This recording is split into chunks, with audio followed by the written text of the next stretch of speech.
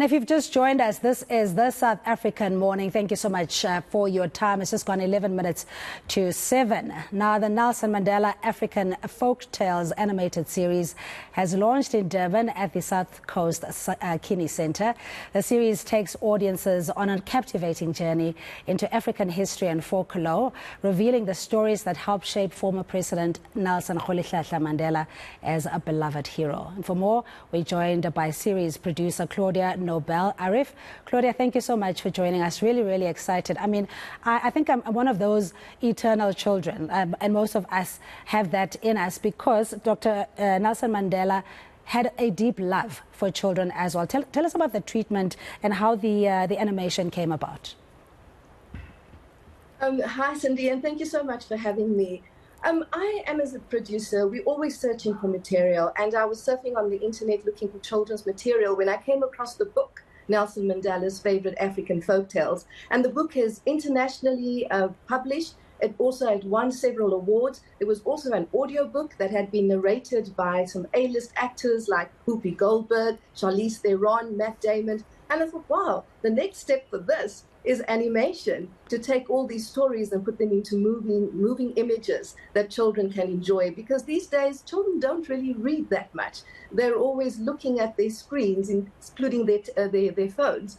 And so I thought that this will be a wonderful way to get these stories across to children so that children may see the stories that Madiba chose as his favorite stories, stories that were told to him when he was a boy growing up in the village of Kulu by his elders. And this was the reason we decided to do the animation.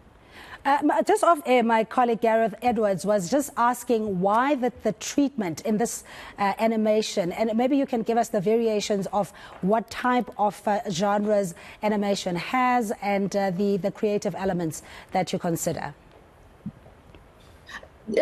Animation has a lot of genres, but what we went for was children's drama. So we are telling the stories like, for example, The Lion and the Hare, where it's an unlikely friendship that one would have between a lion and a hare. And you always have the underdog, the hyena, who's trying to trick them. But at the end of the day, that story shows that friendship is what is more important. And then you have loyalty, for example, in one of our stories, and also perseverance. We have the story of the Cloud Princess, for example, where the genre there is that the Cloud Princess well, you have the usual story of the young man falling in love and then wanting to prove that he's worth to have her love. But then you have the antagonist always in the story, which is the Cloud King in this instance, and he wants to break them up.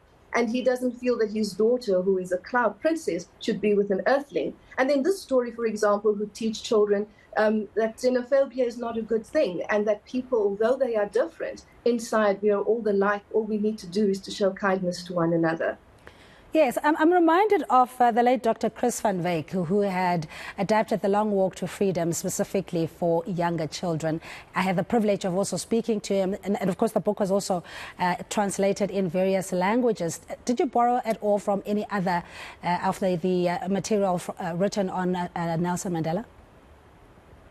No, the stories are complete adaptations from the actual book and the original stories told by the folklorists who have recorded those stories in the book. So we did adapt them a little bit to make them a little more child-friendly, but the stories are taken directly from the book as it was published, called Nelson Mandela's Favorite African Folktale. So a little bit of adaptation to make it a little more animation-friendly as well in certain scenes, and also to make sure there's nothing that would be harmful to the children. Those are the only things that we removed from the stories, but otherwise we followed just the Nelson Mandela's book, no other inspiration, just Madiba inspired us in this instance. So you launched in Durban at the Suncoast Cine Centre, and I guess for access, when do audiences, when is it available at cinemas around the country?